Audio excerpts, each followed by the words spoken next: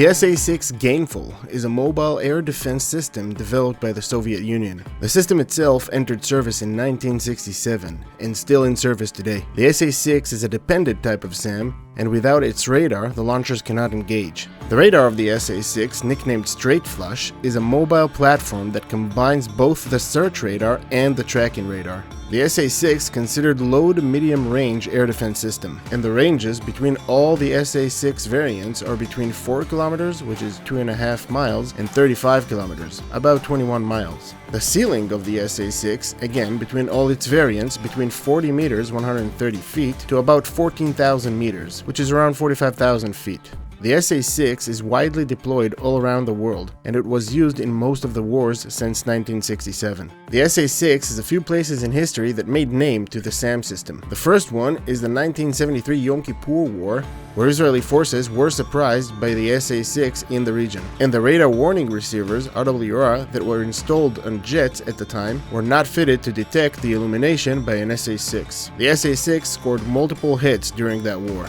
Another historical mention is the 1992 to 1995 Bosnian War, where an SA-6 shut down an American F-16 flown by Scott O'Grady that had to evade Bosnian Serbs' forces for 6 days till his rescue by Marines. The movie Behind Enemy Lines that came out in 2001 was loosely based on this story. Also, in that same war, the shoot-and-scoot tactic by SA-6 units was used very efficiently by the Yugoslavian forces that had only 22 SA-6 batteries, and they lost only 3 SA-6 radars after some 400 AGM-88 HARM missiles has been shot. Just to compare, in that same war, the Yugoslavian forces lost about 80% of their fixed-position SAM units, made mostly by an SA-2 surface-to-air missile systems. The mobility and the deployment time of an SA-6, which is about 5 minutes, is its main strength.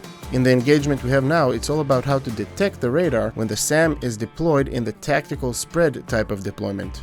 In this one, I'm using the HOTAS pod to help me locate the general location of the radar. And then I will try to locate the radar itself with the targeting pod. So you can see this location right here. It somewhat correlates with the with where the TGP is looking, with where the RWR is showing. But okay, so what do we have here? I'm locking the target with the HOTAS pod, and that will slave the TGP to the location of around the SAM site.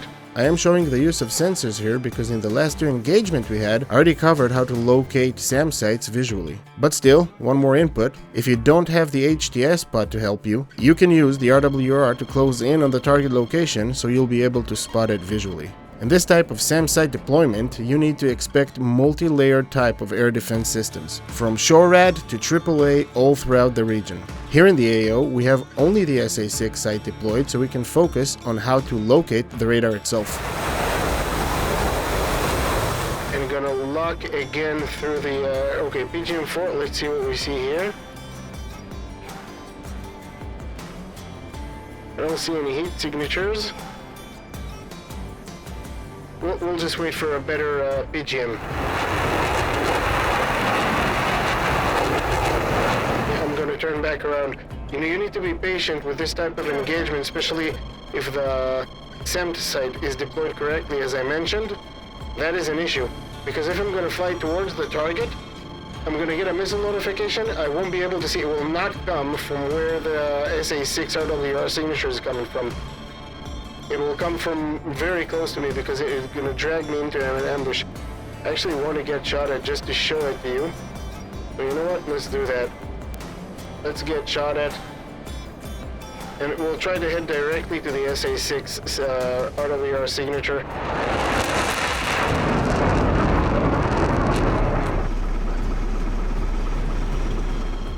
Okay, at this point I think it achieved burn through.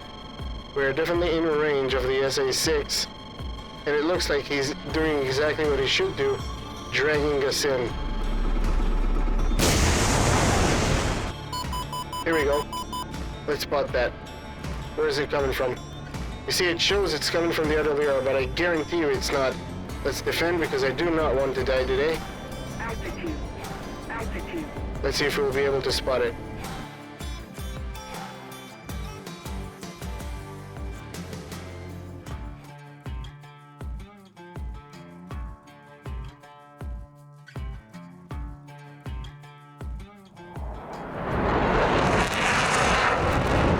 I can guarantee it did not come from our 12 o'clock.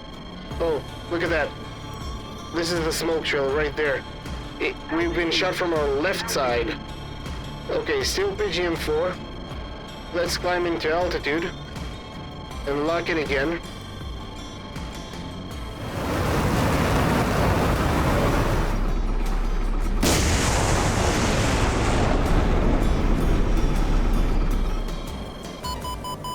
There you go. Another SAM launch. Let's see where this is coming from. Might be from our 6. Missile is still on us.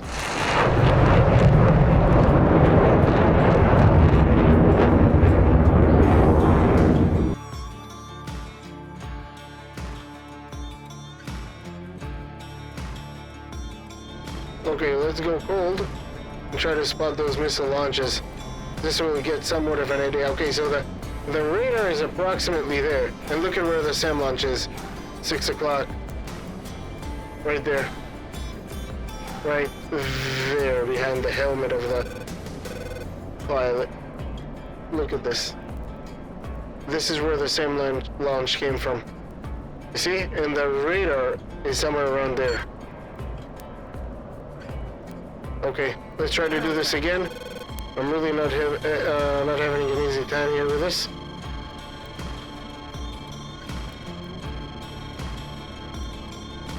Okay, we got PGM-2.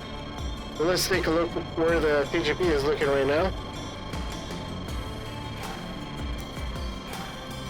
Oh, we got a heat signature. Spotted. Take a look at this. We found it. Okay. Capture. And what we're going to do now is we're going to drop altitude and get ready to throw those bombs into that target location.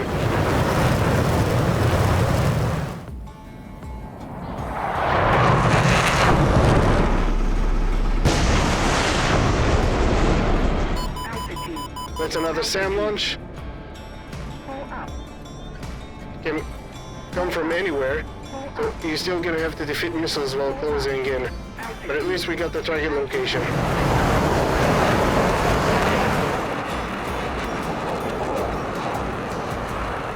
Good visual on the target. Still spike. I hope it's gonna hit it. I hope I designated the right location. I hope I did. I guess we'll see. But I'm gonna throw those bombs at really close range. So we're gonna wait for the thing to hit. We are 6 miles from the target location.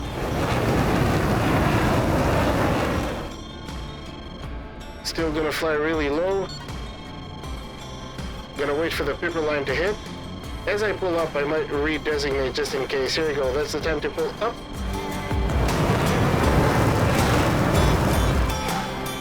Good designation.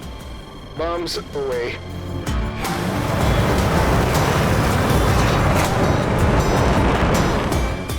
I hope it was a good designation. Break away. We might be able to see the target because it's right here.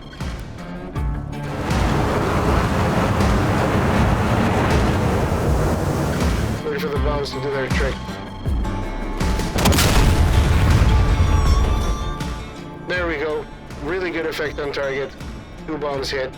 And RWR is clear. So that was interesting. This is another way of using the HTS pod to help you identify the exact location of the radar, especially if it's deployed correctly, like it was deployed right here. The launchers are spread all across that valley, basically, covering everything, and that's why it was so difficult to approach. Of course, pay attention because those radars usually will be protected as well.